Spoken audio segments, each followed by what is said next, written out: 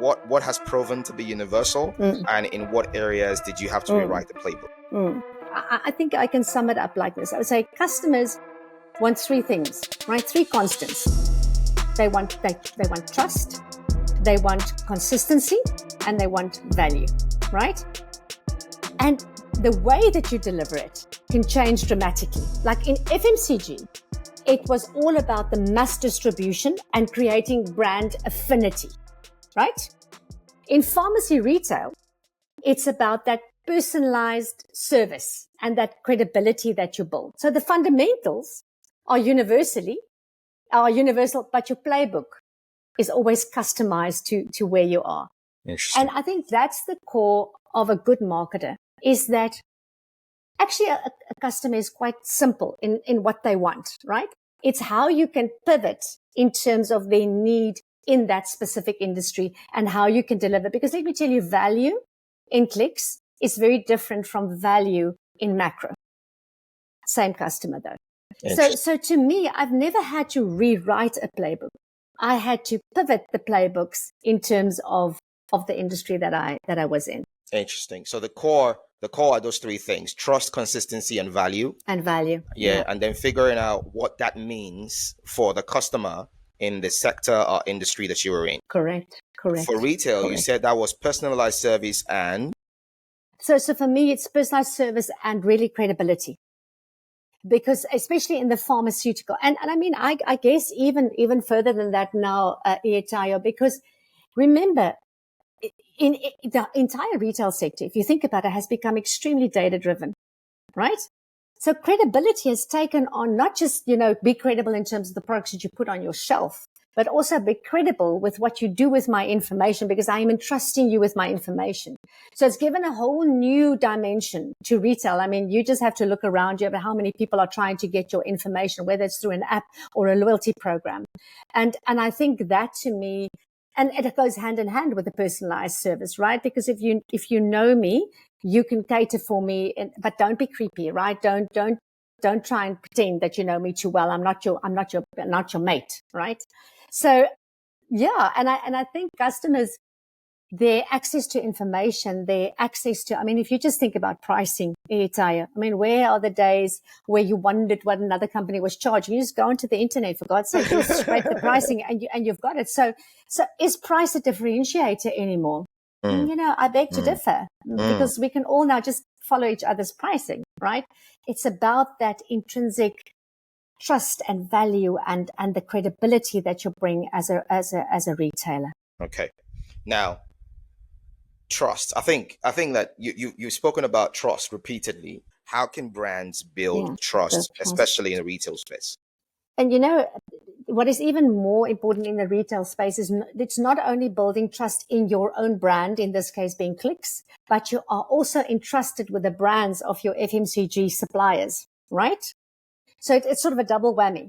Now, I think fundamentally customers have become skeptical, right? About anything from pricing to product availability to after sales service. They've become skeptical. You just have to look at social media and how they can kind of at Clicks, right? And that's why I say this is my favorite job, because it talks to my value system, right?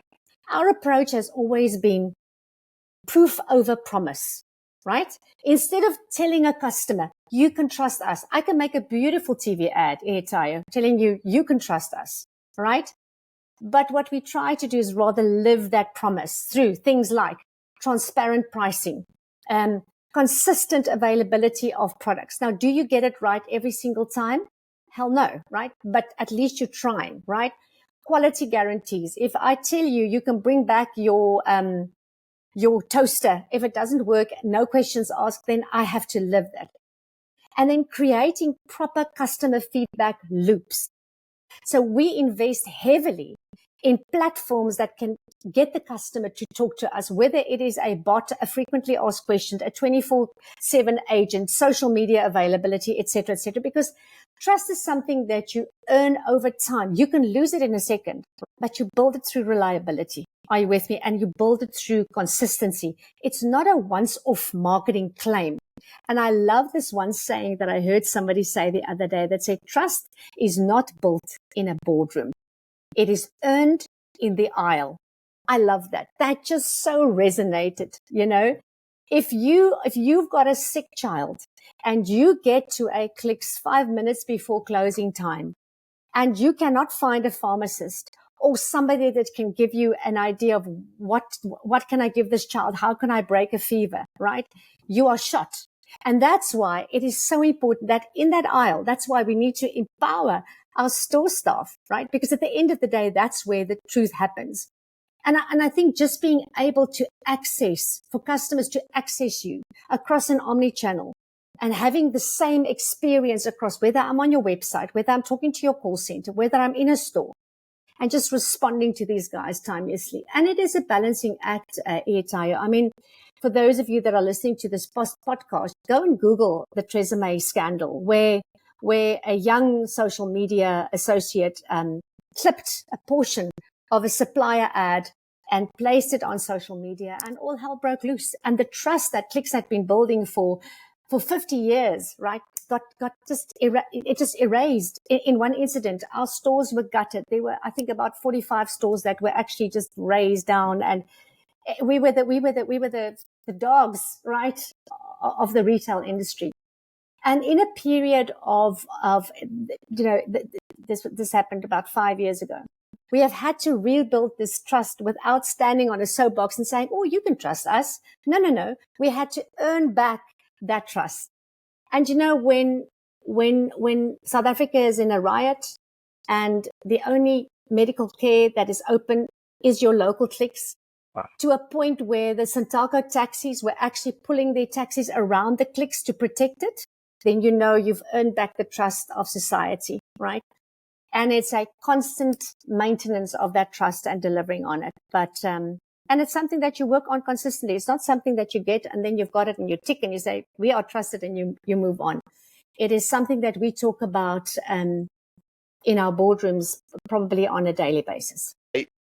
How do you manage that trust, quotient or factor when it has to do with one of the brands that you carry? Yeah, exactly. Because, I mean, they entrust us, right, with brands that they've spent millions developing. And I'll tell you this much, when the Tresemme scandal broke, I mean, that was a brand as well as a retailer. The collaboration between the two companies were amazing, Ietayo, right? It was not a finger pointing. It was them. It was, guys, we're in a joint situation. And it is, it's that relationship building. If you talk about trust, right? It's not just building trust with your consumer, right? It's building trust with your supplier. It's building trust with your employees. If trust is not at the core of what you do, you are going to be in trouble. And I think working with suppliers in terms of the brands that we carry of them, in things, and I mean, we've got a committee that meets every afternoon at 3:00. It's called the Advertising Advisory Committee. And it's a team of people in the building, can be from finance, HR, whatever, that sift through literally every single piece of information that will be customer facing to ensure that we never have a Tresemme again. And brands have often sent us, because remember, we also exhibit their advertising material from a brand perspective, whether it's on a digital screen or on social media. And we've often said, guys, this is not who we are. We're not going to have this picture, this slogan, this angle. And the initial reaction is, but with a brand owner, we say, yes, but we carry that brand to your customer, and we're the custodian of that customer. And it is so interesting how they have just learned to trust that process so implicitly, because they know that if you've got that consumer hat on, that is your end goal, then we're all playing from the same hymn book. Yeah. And I think that's been crucial to us. Of course, the relationship that the merchants have with the suppliers, I mean, those are key. That's their day job, right? They live and breathe these relationships. But yeah, it's fun. And for me, it has been fun to sit on both sides of the fence, because there's a definite difference in the psyche of a brand owner and a psyche of a retailer. There is a difference, and it's complementary. It's not that it's, opposing. How do you think about brand positioning in a space like this, especially in this old pharmacy retail space where, the competition is pretty rife? Look, And I think that it's yet to become even more, right? I think the South African pharmacy retail space is fiercely competitive, right? And, I've been very outspoken about this, but I'm going to say it. All right. I think these price wars are just a race to the bottom. They're just a race to the bottom. And, our strategy at Clicks has really been to differentiate on an emotional territory rather than just economic. And I'm not saying that not on economic. I'm saying not just on that. For Clicks, it's really how you position yourself. Because remember, we are a health, wellness, and beauty retailer. And in amongst that, there's a bit of beauty, there's a bit of domestics, etc., etc. But we position ourselves as the experts in wellness and beauty, right? Because we want to empower our customers to feel good, but also live well. Now, that allows you to compete on more than just price. Because if you can get into the mind space and the emotional space of a customer when it comes to their health, right? It's harder. That creation of loyalty is harder to erode for your competitors. Because if you then have that cheap nappy special elsewhere, yes, they'll go there, they'll buy the cheap nappy, but they'll come back. And that's not loyalty. And we were extremely privileged and honored to be awarded the Kantar, Kantar Award for the most differentiated brand. And I think it's because we've got this ethos, which I absolutely love, which says Clicks is there to help people build a healthier future. And in that, we've got 4 pillars. We're saying we want people to build healthier lives. So it's everything about their health and their wellness. We want to, in building a better planet, a healthier planet. So we look at things like sustainability, et cetera, a healthier economy. I cannot tell you how excited I am about our SED programs that we do with women companies specifically.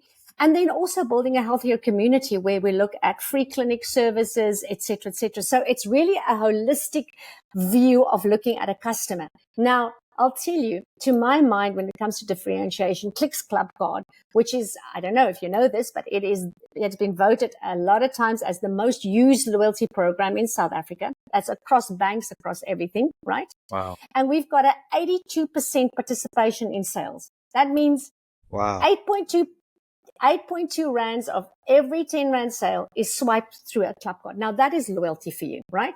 We've got an amazing partner ecosystem. We're in our 30th year, right? It's also the oldest retail program in Africa, by the way. So I think that differentiates us. Beauty then was added on in the last couple of years as a key differentiator. Because in COVID, that whole lipstick effect and women training their men into grooming, et cetera, et cetera.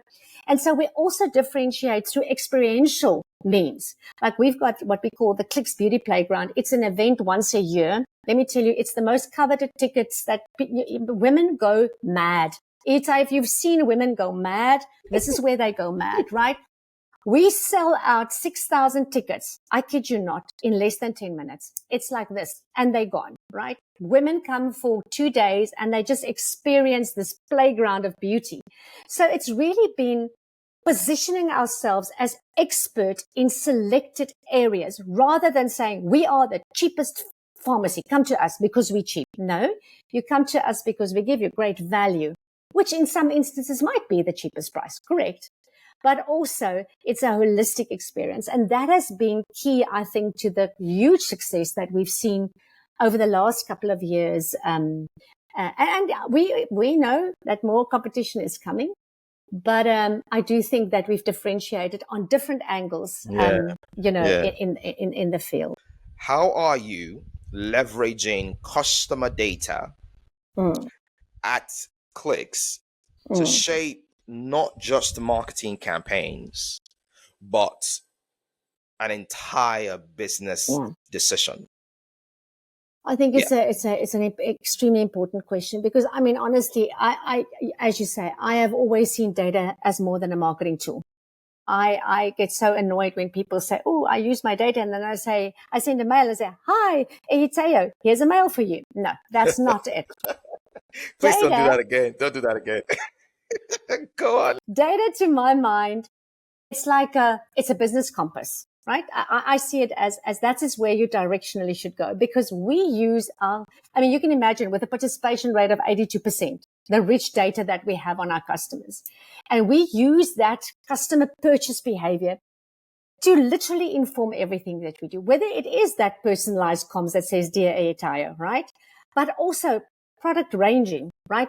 Pricing strategies, store design, store layout, and even community level service offerings, right? Because in some communities, if you put in a clinic, nothing will happen and nobody will access it. But in other areas, that might be the only facility that they have. So it ensures that the data is driving growth at a macro and a micro level. It's not just powering targeted advertising, because that's not what data is. Yes, it's there. It should do some targeted advertising as well. And I always say this to my team. I said, we don't just use data to sell more. We use it to service better, right? Because if I have the right product on the shelf based on that area's need, right, I'm going to service you better. If I put the right clinic in the right spot, if I put the right size of store, and yes, if I send you beautiful product recommendations, etc. So for us, because loyalty is at the core of what we do, customer loyalty is at the core of what we do. We want to make sure that the data that you entrust me with, because if I give you my information and I allow you to see what I'm buying, I want you to use it with great care and feed it back to me. So to me, that is, if that's your mindset when it comes to data and strategy, then you are seldomly going to go wrong. Yes, at the end of the day, we're not a charity organization, right? We want to make a profit. So we do want to sell you stuff. But I always believe that if I talk to your heart and I get you loyal to me, then the selling is inevitable, right? Yes. You're going to buy from me in any case. And I think that's how we have approached it. We also, there's basically a three level data strategy. Obviously, you've got your first level data, right? Which is the stuff that you buy from us. I can see what you bought. There's the second party data, right? Because you also, do your fuel at Engine. You have your nails done at Sorbet. Those are all our partners. So I know what your behavior is there as well. And then we also make use of third-party data where I can see, Airtire, when he buys at Clicks, might be let's call him a bare basket shopper. He just comes in for a meal deal and leaves. But if I look at him outside of Clicks, he's actually a guy that we should get into Clicks and sell lots of stuff to. And that to us was a huge aha, that there were a huge amount of males that were shopping occasionally at our stores, but not the full basket. But then when we looked at their behavior outside, they had the potential to be strong candidates. And we started this movement called the Bro Nation, the Clicks Bro Nation, where we literally used grooming as the in, right? But it was not just about grooming. It was also about single dads having to navigate work-life pressure, etc., depression, etc. And so we created this movement, and it's going to be as big as Beauty Playground for women. We had a big soccer five-a-side event this year where we brought all the bros together. So, and that was born out of a rich insight, so much so that the Doves of the world and the Niveas of the world and the Gillettes of the world were just like, which is on us, please, we need to be part of this. So it was great for our suppliers as well, because we had that richness of data. If we had looked only at our own data, we would have said, you know what, males come in now and then. But in fact, we have now grown our share of the male grooming market hand over fist. So it's really that type of use of data that we want to do and see that strategy come alive, and then measure it and hone it and make it better. And yeah, look, I could go on forever. You can see This is a super passionate thing for me. So, and I'm so acutely aware of the trust that data is entrusted to you. You can't waste it. Yeah. When you waste data, I always say to the team, data is our gold. It's our gold. If we lose the right to understand what you do in my store, I've lost a lot. Wow. On the conversation about this loyalty program, right? Because, obviously, loyalty programs are not new, yeah? What are people getting wrong about loyalty programs? Ooh, you see, this is a favorite topic of mine. I'm going to get in trouble for this one day. I believe that there are too many discount programs that are masked as loyalty programs. Here's what I feel, right? If you want to give somebody a discount card, right, then call it a discount card. Don't pretend that it's a loyalty card, because if you are not changing fundamental behavior, right, it's not loyalty. So, and I think a lot of people are rushing towards this customer trend of immediate satisfaction. I believe that a loyalty program should train its customers to wait for stuff, that there's a hybrid. Do we have some instances where we do a bit of, yes, come into the store, swipe your card and get this discount? Absolutely. But we only give our cash back 2 months, in 2-month cycles. And to create that FOMO, and I want to build my cash back. So to me, that is firstly a fundamental error when people are designing loyalty programs. The second fundamental error is people design a loyalty program with the first thing in mind is, I want to get customer data. Now, let me tell you, the customers of today are so astute that they will catch you out on that. If you want to put a loyalty card in my hand, the only thing that you actually want is my telephone number and my email address to send me a whole load of BS, right? Then I pull back. And that's what it gives a bad rep to loyalty programs. And I think if that's how you start out, you are setting yourself up to fail. There has to be a reason. There has to be a hook. There has to be an ecosystem. And it's not easy. I get it. But then rather be straight with the customer and say, look, I'm not going to call this loyalty, but I really want your information for the following reason. And I thought that Checker 6060 in South Africa did it really well recently, where they came back at their customers and they asked for more of their information. And I mean, even though it's a competitor of ours, I really gave them my information because they were very clear why they wanted my information. And I knew and I trusted that they were going to give me what they said they were going to give me. So to me, those are the two things that I think go wrong with loyalty, the understanding of what true loyalty really is. In connecting strategy to that frontline experience and making sure it doesn't get lost between the boardroom, the slide decks, and the shop floor, how have you been able to manage and drive that? So I often say that a good strategy can easily die between PowerPoint and practice. Can very easily die between the two. I've made it a point over my career, and we spoke about SAB and the rigor and the disciplines there.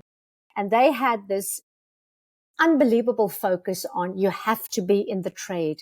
You have to be on the shop floor. You have to do trade visits. You have to do store visits. You have to talk to staff. You have to talk to customers, because only then can you see your strategy in action or test your strategy, right? Now, these sort of conversations that you have on this shop floor, they inform the adjustments that you're going to make. They're going to ensure alignment, and it keeps you, because your strategy has to be grounded in customer reality, right? Now, that closing of the loop between the boardroom and the shop floor for me is essential in building a brand that is lived and not just planned. Because I often find that brands plan and plan and plan, but it never lives. And so our managing execs are in stores. I mean, the stores hate it, you can imagine, because we are there. We check what is going on. When we roll out a certain strategy, we will be there, understanding where the burning points are so that we can, but we also talk to our customers. So we've got a panel of customers, about 75,000 clicks customers. We call them clickers, right? That we literally ask questions about every single day, right? They've given us permission to ask. And I can ask anything like, how do you like the new screens in the pharmacy? To which product would you love to see on the shelf? Or give me feedback about the service in your store. Because that's the only way you can close that loop between the boardroom, the shop floor, and the actual customer experience. It does help getting feedback from your stores and from your regional staff. And that's why we have regular planning meetings with area managers, et cetera, to bring back those insights, because we've got 1,000 stores. It's impossible for me to visit all 1,000, right? It's impossible for anybody. When I was working for Makro, we had 22 stores. It took us 4 hours to walk the floor, but I could see all of them every 6 weeks. Now I don't have that privilege. It's creating those feedback loops for your customers and for your store staff to be able to feedback, and keeping your eye, your ear on the ground. I think those successful retailers, I can tell you, that come from old school, like the Ackermans and they visit their stores regularly. They are there. They don't sit in ivory towers and think they know what to do with the customer. And I find it's a bit of a challenge with the younger generations that want to do everything on ChatGPT or on, and I'm saying, guys, there's nothing as good as testing your strategy and actually seeing what does it look like. So I've got an entire team of packaging designers that design all Clicks branded products. And they literally mock it up, go to the store, put it on the shelf, look at, that height on that specific shelf, the pricing ticket is going to be, even to that level of detail. That's the only way, staying in touch with reality.